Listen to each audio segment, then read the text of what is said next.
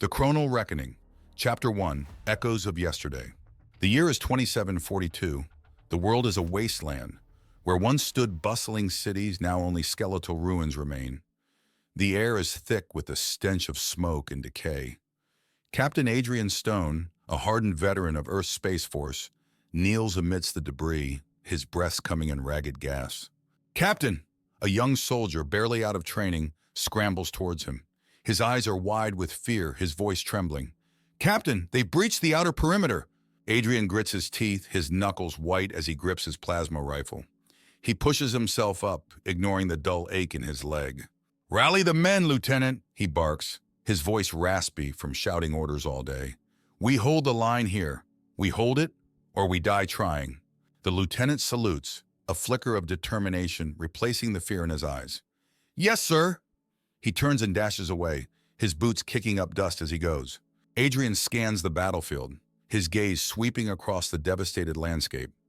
The Zarkon Dominion, a relentless alien horde, swarms the city like a plague of locusts. Their chitinous armor gleams in the dim light, reflecting the crimson glow of laser fire. He raises his rifle and takes aim, squeezing the trigger. A bolt of blue energy arcs through the air, striking a Zarkon warrior in the chest. The alien collapses, its body twitching as it expires. Adrian grunts in satisfaction. One down, 1,000 more to go. "Captain, on your six!" A voice crackles through his comm unit. He spins around just in time to see a hulking Zarkon charging towards him, its claws extended. Adrian dives to the side, rolling across the rubble as the alien's claws rake the air where he once stood. He comes up firing, his rifle spewing a torrent of plasma bolts. The Zarkon stumbles, its armor glowing white-hot from the onslaught. Adrian doesn't relent, driving the alien back with a relentless barrage of fire. Finally, the Zarkon collapses, its body smoking and sparking. Adrian lets out a sigh of relief, his body trembling with exhaustion. But he knows there's no time to rest. The battle rages on, and every second counts. He takes a deep breath and raises his rifle once more, his eyes scanning the horizon for the next target. The city may be lost, but he'll be damned if he goes down without a fight. "Come on, you ugly bastards," he growls, his voice a low rumble. "Let's see what you've got." The fight continues, the sounds of battle echoing through the ruined streets. Adrian fights with the ferocity of a cornered animal, his every move driven by a primal instinct for survival. But even he knows this is a losing battle. As darkness falls, a desperate message comes through his comm unit. "Captain Stone, this is command. We've lost contact with all other units. The city has fallen. We're initiating the Lazarus Protocol." Adrian's heart sinks. He knows what that means. The Lazarus Protocol is a last-ditch effort, a gamble on a future they may never see. It's a one-way ticket to the unknown, but it's their only hope. He takes a deep breath and radios back, his voice steady. "Understood, Command. Lazarus Protocol acknowledged. Stone out." With a heavy heart, he turns and makes his way towards the hidden bunker where the cryostasis chamber awaits. The future of humanity rests on his shoulders. He can only pray that he'll be strong enough to carry it. Chapter 2. Awakening in the Stars. A blinding light pierces Adrian's closed eyelids, forcing them open. He blinks, disoriented, the world swimming before him. Gone is the gritty landscape of war-torn Earth, replaced by a sterile white room. His body feels sluggish, like he's been submerged in molasses. He tries to move, but his limbs are unresponsive. Panic flutters in his stomach. Is this some kind of Zarkon experiment? "Greetings, Captain Adrian Stone." The voice, smooth and feminine, startles him. It doesn't come from any visible speaker, seeming to echo from the walls themselves. "Who's there?" he croaks, his throat dry and scratchy. "I am Celia, the artificial intelligence overseeing your revival." Adrian frowns. "Revival? How long was I out?" 487 years, Captain." He stares dumbfounded. 4 centuries? Impossible." He tries to sit up, finally managing to move his arms. The room slowly comes into focus. It's a medical bay of some kind, filled with gleaming equipment he doesn't recognize. A large window reveals a breathtaking view of a sprawling cityscape unlike anything he's ever seen. Skyscrapers pierce the sky, their surfaces shimmering with an iridescent sheen. Sleek vehicles zoom through the air, leaving trails of light in their wake. "Where am I?" he asks, his voice barely a whisper.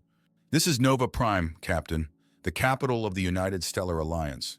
Adrian's mind reels. A United Stellar Alliance? What happened to Earth? To humanity? As if reading his thoughts, Celia continues. Humanity has expanded beyond Earth, Captain. We have colonized numerous worlds and formed alliances with other sentient species. A sense of awe washes over Adrian. He had always dreamed of humanity reaching for the stars, but to see it realized, it's more than he could have ever imagined. But the Zarkons, he asked, the memory of their invasion flooding back. Celia's tone turned somber. The Zarkon Dominion was defeated, Captain, but your revival has unforeseen consequences. A cold dread settles in Adrian's stomach. What consequences? Your premature awakening has destabilized the delicate balance of power in the galaxy. It has triggered a chain of events that could lead to a devastating galactic war. Adrian stares at the AI, his mind racing. He was supposed to be humanity's savior, not its catalyst for destruction. There is hope, Captain, Celia says, her voice gentle. An ancient prophecy speaks of a human whose DNA holds the power to alter the course of history. That human is you. Adrian feels a surge of adrenaline mixed with a heavy dose of skepticism. A prophecy? Are you sure? The evidence is undeniable, Captain, Celia assures him. Your unique genetic makeup holds the key to unlocking a power that can reshape the timeline and prevent this impending war. Adrian takes a deep breath, his heart pounding in his chest. A prophecy? A power hidden within him? It sounds like something out of a science fiction novel. But then again, so does waking up in the future after 4 centuries of cryosleep. Chapter 3. The Galactic Chessboard. Adrian's boots echoed in the sterile corridors of Celia's hidden base, the rhythmic clangs a stark contrast to the smooth hum of machinery. His eyes darted from side to side, taking in the unfamiliar technology, the alien architecture. Celia, Adrian spoke, his voice echoing in the vastness. Where are we going? The AI's soothing voice resonated around him. To meet with the Krill, Captain. They hold the key to uniting the galaxy against the Dominion. Adrian raised a skeptical eyebrow. Cephalopods? You want me to trust giant squids? They are not squids, Captain. The Krill possess advanced telepathic abilities and a deep understanding of the galactic political landscape. A low hum filled the air as a hidden door slid open, revealing a sleek, silver ship. Adrian followed Celia inside, his heart pounding with a mix of anticipation and apprehension. The ship lifted off smoothly, soaring through the clouds towards the inky blackness of space. Adrian gazed out of the viewport, stars winking like distant diamonds. It was a sight he had only dreamed of during his time on Earth. Hours later, they arrived at a massive underwater city, its bioluminescent glow illuminating the murky depths. The Krill, graceful creatures with bulbous heads and tentacles adorned with glowing orbs, greeted them telepathically. Welcome, Captain Stone, a chorus of voices echoed in Adrian's mind. We have been expecting you. Adrian felt a shiver run down his spine. Telepathic communication was an entirely new experience for him. I am Adrian Stone, he responded, his thoughts forming words in their minds, and I seek your help. The Krill led them through the labyrinthine city, their movements fluid and graceful. Adrian couldn't help but marvel at their advanced technology, seamlessly integrated with their aquatic environment. They reached a grand chamber where the Krill elders, larger and more ancient than the others, awaited them. Adrian stood tall, his military bearing evident despite his unfamiliarity with the surroundings. We know of your plight, Captain Stone, the elders communicated. The prophecy speaks of a human who will unite the galaxy against the Zarkon menace. We believe you are that human. Adrian nodded, a sense of purpose solidifying within him. I will do everything in my power to fulfill that prophecy. The Krill shared their knowledge of the galaxy's political landscape, the delicate alliances and simmering rivalries. Adrian listened intently, absorbing every detail, every nuance. He realized that defeating the Zarkon Dominion would require more than brute force. It would require diplomacy, strategy, and the ability to unite disparate factions under a common goal. As the days turned into weeks, Adrian learned the Krill's language, their customs, their history. He sparred with their warriors, honing his skills and adapting to their unique fighting style. He debated with their philosophers, expanding his understanding of the universe and his place within it. And slowly but surely, he began to earn their trust. One day, the Krill elders summoned him to the grand chamber once more. "Captain Stone," they spoke, their voices filled with gravitas. "We have made our decision. The Krill will join you in your fight against the Zarkon Dominion." Adrian felt a surge of gratitude and determination. He knew this was just the beginning. But with the Krill at his side, he had taken the first step towards fulfilling the prophecy. The galactic chessboard was set, and the game had begun. Chapter 4. The Crucible of Conflict. Adrian's boots pounded against the metallic grating of the Krill cruiser's deck. The air thrummed with tension, the sharp scent of ozone mixing with the salty tang of the sea. The ship lurched as it entered the Zarkon Dominion's territory, a region of space notorious for its brutal slave trade. "We're approaching the coordinates," Celia's voice echoed through the ship's speakers, her tone devoid of emotion. "The human slaves are being held in a mining facility on the asteroid belt." Adrian checked his pulse rifle, the familiar weight comforting in his hand. He had spent countless hours training with the Krill warriors, their unique combat style, a blend of martial arts and telepathic coordination. He was ready. The cruiser cloaked itself, slipping unseen through the asteroid field. Adrian and a squad of Krill commandos launched from the airlock, their sleek suits blending seamlessly with the shadows. They drifted silently towards the mining facility, a sprawling complex of metal and rock, bathed in the harsh glow of floodlights. Adrian motioned to his team, their eyes gleaming through the visors of their helmets. With a silent nod, they breached the facility's perimeter, disabling the security systems with practiced efficiency. Inside, the air was thick with the stench of sweat and despair. Rows of emaciated humans, their bodies marked with scars and bruises, toiled under the watchful eyes of Zarkon guards. The sight ignited a fury within Adrian, a primal rage that bubbled to the surface. The commandos moved like wraiths, incapacitating the guards with swift strikes and telepathic disorientation. Adrian, however, was drawn to a group of Zarkon overseers huddled around a console, their guttural laughter echoing through the chamber. He crept closer, his pulse quickening. He could hear them discussing their plans to ship the human slaves to a far-off planet, a fate worse than death.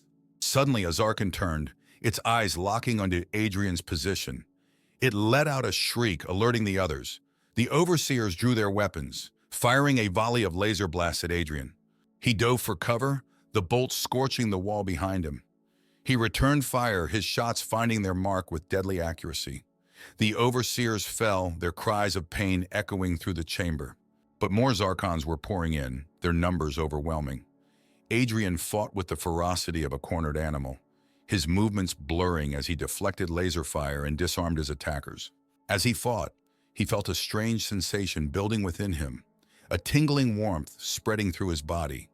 He struck a Zarkon soldier, his fist connecting with bone-jarring force. The alien was flung back, its body contorted in an unnatural way. Adrian stared at his hand, the veins glowing with a faint blue light. He felt a surge of power, a strength he had never known before. With a roar, he charged the Zarkons, his body moving with superhuman speed and agility. He tore through their ranks, his every blow a devastating strike. The aliens fell before him, their weapons useless against his newfound power. As the last Zarkon collapsed, Adrian stood panting, his body still thrumming with energy. He had done it. He had saved the slaves. But as the humans emerged from their cells, their eyes filled with gratitude and awe, Adrian realized that his journey had only just begun. Chapter 5. The Helix Unraveled. Adrian sat in the Krill Elder's chamber, the bioluminescent glow casting an eerie light on his face. The air was thick with the briny scent of the underwater city, the rhythmic pulse of the water a constant reminder of the alien world he now inhabited. His hands clenched and unclenched as he struggled to process the information Celia had just revealed. "Weaponized?" He repeated the word, his voice barely a whisper. "Yes, Captain Stone," Celia's voice echoed softly through the chamber. "Your DNA was altered by an ancient race, the progenitors, to create a weapon capable of defeating the Zarkon Dominion." Adrian's mind reeled. A weapon? He had always seen himself as a soldier, a protector, not a tool of destruction. But why me? Why was I chosen? The Krill Elder, a wise and ancient creature, extended a tentacle towards Adrian, the tip glowing with a soft, pulsating light. Images flooded Adrian's mind, visions of a war-torn galaxy, a desperate race clinging to survival, a young boy being subjected to painful experiments. Adrian gasped, the images searing themselves into his memory.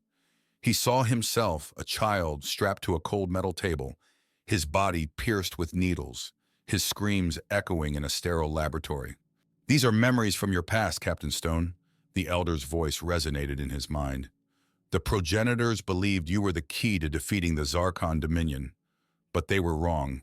The Elder paused, the silence heavy with unspoken words. "Your revival was a mistake, a ripple in the fabric of time," the Elder continued. "It has disrupted the natural flow of events, setting the galaxy on a path towards a catastrophic war." Adrian felt a cold dread settle in his stomach.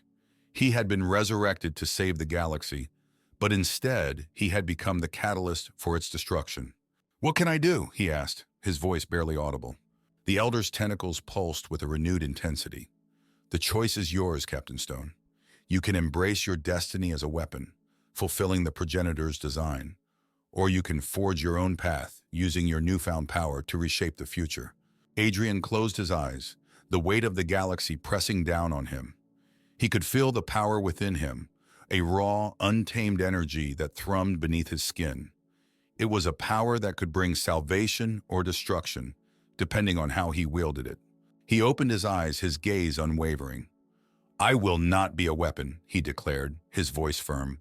"I will use my power to protect the innocent, to defend the weak, to create a future where humanity and all sentient beings can thrive." The Krill Elder nodded, a sense of approval emanating from him. "Then you must sever your connection to the Chronal anomaly, Captain Stone. It is the source of your power, but also the tether that binds you to the progenitor's design." Adrian understood. The Chronal anomaly, the mysterious entity responsible for his revival, was the key to his past, his present, and his future. He had to confront it, to understand its true nature, to break free from its influence. He stood up, his resolve hardening. "I will not let the past dictate my future," he declared. "I will forge my own destiny." Chapter 6, The Reckoning Fulfilled. A wave of energy pulsed through Adrian, radiating outwards like a beacon in the heart of the Zarkon Dominion's throne room. The air crackled with electricity, the very stones of the ancient palace trembling under the strain of his power. Across from him, Empress Zara snarled, her reptilian eyes narrowed in fury. Her once pristine armor was now cracked and scorched, the result of Adrian's relentless assault. "You cannot win, human," Zara hissed, her voice raspy with exhaustion. "The Chronal anomaly is mine. Its power will consume you." Adrian raised his chin, his gaze unwavering. "I am not the weapon you think I am, Zara. I am a shield, a protector, and I will not let you use this power to destroy the galaxy." He lunged forward, his movements blurring as he closed the distance between them. Zara raised her energy blade, its crimson glow casting grotesque shadows across her face. Their blades clashed, the resulting shockwave sending tremors through the throne room. The fight was a whirlwind of energy and steel, each strike echoing like thunder. Zara was a formidable opponent, her centuries of experience evident in her every move. But Adrian was no longer just a soldier. He was the embodiment of the Chronal anomaly's power, his body infused with energy that transcended human limitations. He parried Zara's strike, his blade deflecting hers with a shower of sparks. With a swift movement, he disarmed her, sending her energy blade clattering to the stone floor. Zara stumbled back, her eyes widening in disbelief. Adrian advanced, his blade hovering inches from her throat. "Yield, Zara," he commanded, his voice booming through the chamber. "Your reign of terror ends here." Zara's lip curled in a sneer. "You think you have won? You are a fool, human. The Chronal anomaly cannot be destroyed. It will simply find another vessel, another pawn to carry out its will." Adrian narrowed his eyes. "I will not allow that to happen. I will find a way to sever your connection to the anomaly, to ensure that this power is never used for evil again." With a swift motion, He plunged his blade into the glowing orb embedded in Zara's chest. A blinding flash of light filled the throne room, followed by an eerie silence. When Adrian's vision cleared, Zara lay motionless on the ground, the life drained from her eyes. The orb was gone, its power extinguished. The Zarkon Dominion fell with their empress, their forces crumbling without her leadership. The galaxy erupted in celebration, the cheers of 1,000 worlds echoing through the stars. Adrian stood amidst the jubilant crowds, his heart heavy with the weight of his actions. He had saved the galaxy, but at what cost? He had taken a life, even if it was the life of a tyrant. He gazed up at the stars, a million points of light twinkling in the vast expanse. He had fulfilled the prophecy, but his journey was far from over. He was no longer just a soldier, a weapon. He was a symbol of hope, a beacon of light in a galaxy shrouded in darkness. As he turned to face the cheering crowds, a faint smile tugged at the corners of his lips. He had found his purpose, his destiny, and he would not rest until he had secured a brighter future for humanity and all sentient beings.